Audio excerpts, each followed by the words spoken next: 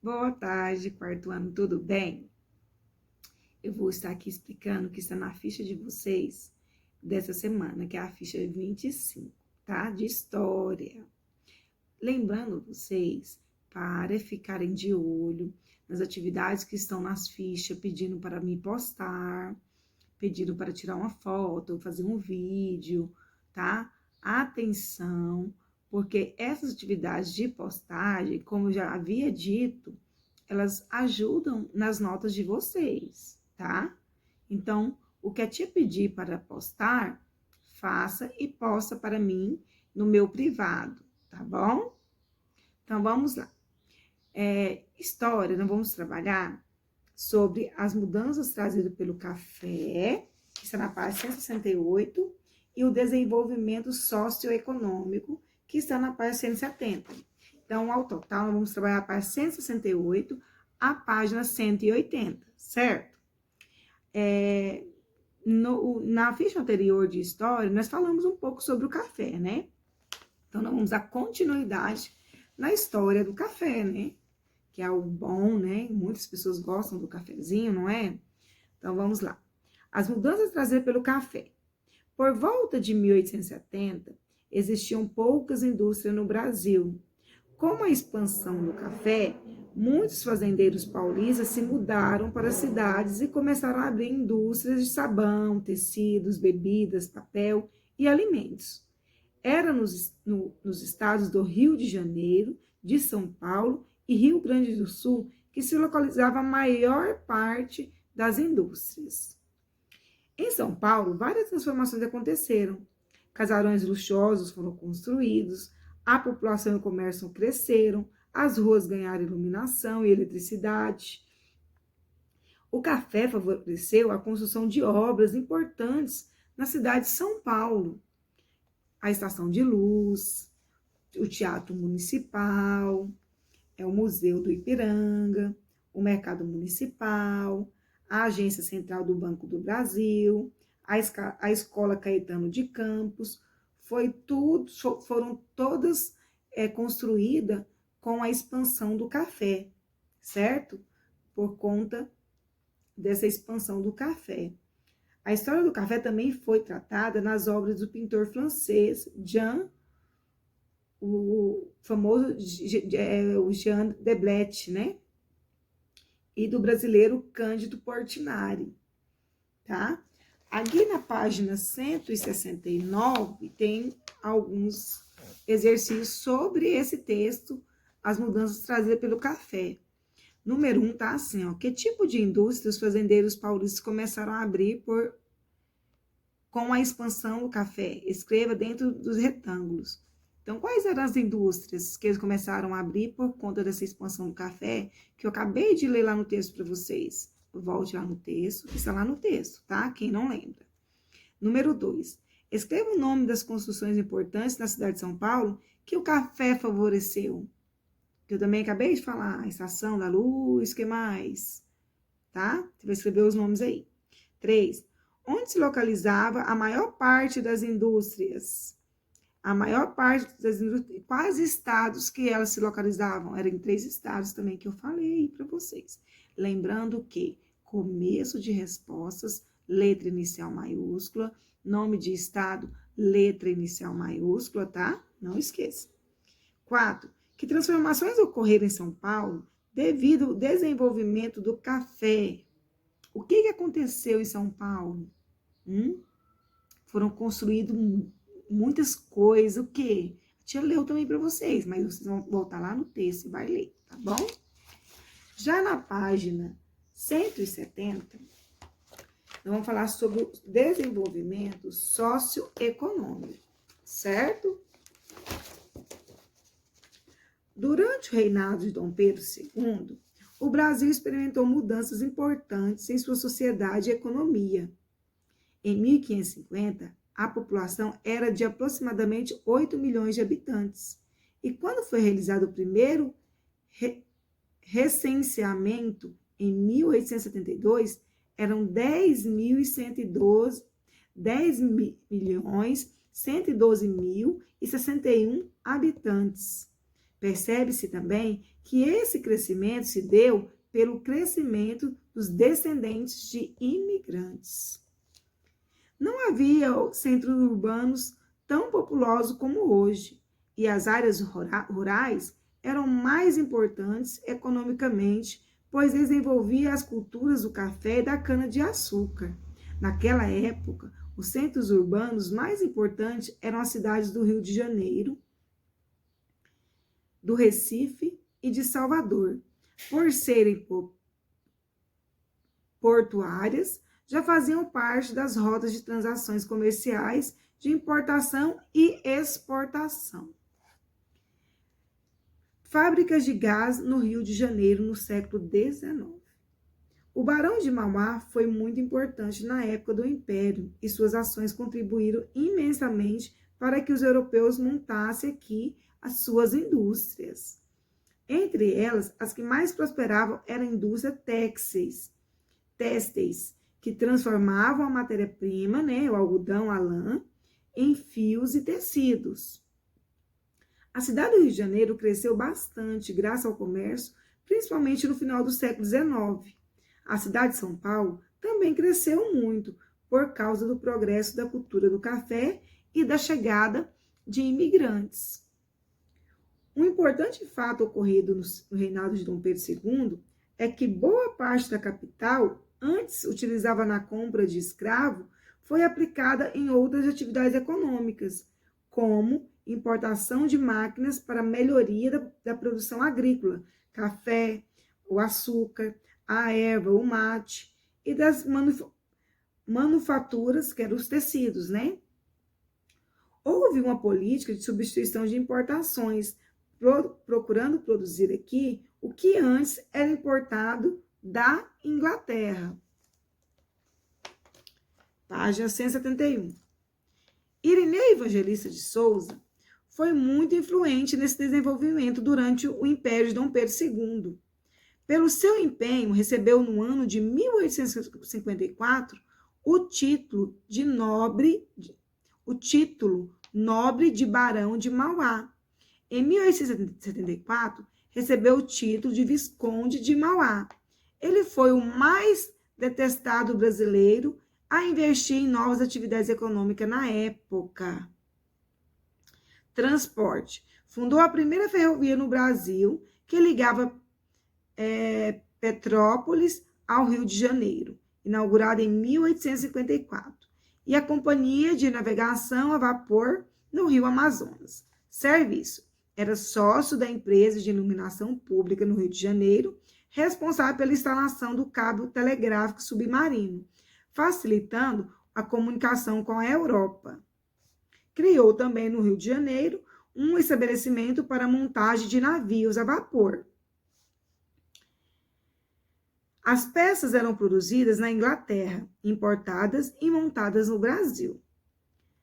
Aqui vai falar sobre açúcar e escravidão, o doce inferno, Que coisa há na confusão deste mundo mais semelhante ao inferno que qualquer desses vossos engenhos. Por isso foi tão bem recebida aquela bela e discreta definição de que chamou um engenho de açúcar um doce inferno. E verdadeiramente, quem vir na escuridão da noite aquelas fornalhas tremendas, perpetualmente ardentes, as labaredas que estão saindo dos bortões de cada uma pelas duas bocas ou ventas, por onde respiram os incêndios, os africanos banhando em suor, tão negros como robustos, que administram a grossa e dura matéria ao fogo. E aos forcados que resolvem e atiçam a caldeira, ou lagos ferventes, vomitando espumas, exalando nuvem de vapores, o ruído das rodas das caldeiras, da gente da cor da mesma noite, trabalhando vivamente e gemendo tudo ao mesmo tempo, sem momento de trégua, nem descanso. Quem vir, enfim, toda a máquina, não poderá duvidar que é uma semelhança do inferno. Por isso que eles falavam que era doce inferno. O trabalho era tão difícil, era tão cansativo, era tão desgastante, que quem praticava o trabalho sofria muito. Então, por isso que eles falavam doce inferno, entenderam? Aí tem uma atividade desse texto também. Número 1. Quais eram as principais atividades da população no século XIX? Li corretamente. Na área urbana, ou seja, na cidade, qual era a principal atividade? E na área rural, ou seja, no campo, você vai ligar. 2. Pinte o nome das cidades que mais desenvolveram com o crescimento econômico. Você pintar o nome de 2 cidades aí, certo? 3. Faça um X na resposta correta. Qual importante fato ocorreu durante o reinado de Dom Pedro II na área econômica? Tem uma alternativa correta aí. Aí nós vamos lá para a página Os Negros e a Escravidão. Certo? Já é o capítulo 4. Certo? Então, aqui, nós vamos falar um pouco sobre os negros, né? E a escravidão. Vamos falar...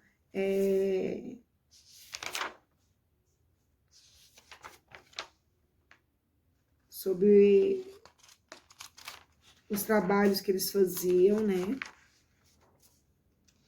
Como eles eram tratados, tá? Então, vamos lá.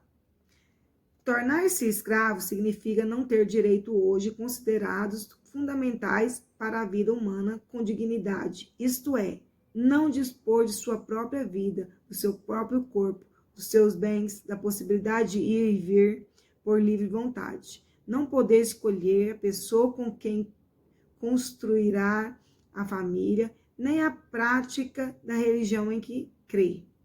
Isso era tornar um escravo. Não tinha direito nenhum de escolha, não tinha direito à opinião, né? Era imposto e pronto, acabou, ele tinha que cumprir, né? A escravidão permite que um ser humano tenha direito de propriedade sobre o outro. Você estudou que no início da colonização do Brasil, os portugueses escravizaram os indígenas. Nós estudamos sobre isso, que os portugueses escravizavam os indígenas e os indígenas tinham que trabalhar, não ganhavam, o recebimento deles era a moradia, o alimento, lembram disso? E trabalhavam quase dia e noite, né? Os indígenas eram muito explorados. Mas essa prática provou não ser lucrativa devido à dificuldade de sua denominação, já que, por causa do conhecimento, eles tinham o território brasileiro, fugiam com facilidade e os portugueses não conseguiam encontrá-los. Para os indígenas, como já mencionado no capítulo anteriores, o trabalho na lavoura era feito pelas mulheres e os homens ficavam reservados à tarefa da caça e a defesa da comunidade. No século XV, os europeus exploravam a costa da África para adquirir alguns produtos, como marfim, pimenta e ouro. Para realizar essa atividade, era preciso que eles tivessem contato com os povos que viviam ali. Entre os povos africanos existia muita diferença, havia rivalidade entre eles. Dos negros que viveram no Brasil, destacamos os bantus, que eram procedentes da Angola, de Moçambique e do Congo, instalaram-se principalmente no Rio de Janeiro, em Pernambuco, os sudanenses, que vinham da Guiné e da Costa do Ouro, instalaram-se principalmente na Bahia e geralmente conheciam a agricultura. Os sudanenses eram peritos no trabalho com metais, metalurgia, né? Muitos não conheciam a escrita e a maioria era de religião animista, porém, muitos eram muçulmanos. A diferença entre as duas formas de pensar é a seguinte: animistas são aquelas que acreditam que os elementos da natureza têm vida e poderes mágicos, são os animistas. E os muçulmanos são fiéis de islamismo, religião monoteísta, fundada na Península Arábica no século VII. Seu profeta chama-se Maomé e Deus é chamado de Alá. Página 176. Os negros eram aprisionados na África pelos mercadores e transportados pelos navios negreiros para o Brasil. Vocês também já estudaram sobre isso, né? Que os navios negreiros eram os navios que traziam os africanos para o Brasil para vir ser explorados, para trabalhar como escravos, né? E os navios negreiros não tinham conforto, né? Era muito lotados. Um navio que suportava 1.000 pessoas vinha 3.000, né? Muito sujo. Não tinham alimentação para todos. Muitos morreram na vinda, né? Devido às más condições. Nós já estudamos sobre isso, eu acho que até no quarto ano mesmo, né? Aí que fala que no Brasil havia 3 tipos de escravos: os boçais, os ladinos e os crioulos. Aí que fala sobre cada um, sobre os boçais, ladinos e os crioulos, estabelecendo relações sociais diferentes. Em todos os continentes, desde a antiguidade, a escravidão foi praticada, mas não só os negros foram escravizados, outros grupos de etnias também sofreram com a escravidão. Muitos negros foram trazidos ao Brasil para ser escravos. Chega a ser estimativa de um número de 3 a 8 milhões de escravos trazidos principalmente para a região do Nordeste. Os europeus trouxeram negros africanos para viabilizar a exploração do Brasil, ou seja, os escravos foram trazidos para ajudá-los a enriquecer, levando a riqueza de nossa terra. Antes de saírem da África, muitos deles aprendiam a falar português e procurava-se convertê-los ao cristianismo. Isso fez com que os africanos, chegando ao Brasil, por não poder exercer livremente sua religião, estabelecessem o sincretismo religioso, ou seja, eles faziam a relação entre santos católicos e personalidades de sua religião. Aí aqui na página 177 vai falar sobre os orixás e santos católicos correspondentes, né, que eles adoravam, né? Algumas regiões que hoje faz parte do Nordeste brasileiro representavam clima e solo favorável para a plantação da cana-de-açúcar. Como o açúcar naquela época era muito valorizado na Europa, Portugal resolveu construir engenhos para plantar cana-de-açúcar. Para realizar os trabalhos no engenho, os portugueses trouxeram africanos que eram vendidos como escravos. Nesse período, a maioria dos escravos trazidos eram homens. Mas depois, as mulheres africanas foram trazidas para o Brasil e também trabalharam bastante. Fizeram serviços da casa, trabalhavam nas lavouras, produziam tecido, foram vendedoras, costureiras, lavadeiras, babás e etc. Quando o açúcar deixou de ser um bom negócio, descobriu-se o ouro no atual estado de Minas Gerais. Então, muitos escravos foram levados para extrair o ouro lá. Só que o mineral extraído não ficava com eles. Era vendido pelo dono do escravo e mandado para a metrópole, isto é, a maior parte do ouro retirado do Brasil foi enviado para Portugal. Portanto, podemos concluir que a exploração das riquezas do Brasil foi viabilizada com a introdução dos escravos africanos. Página 178. Outra situação importante de se entender é a seguinte: todas as pessoas que colonizaram o Brasil e que queriam enriquecer procuravam ter pelo menos um escravo. Quem não tinha escravo era considerado pobre.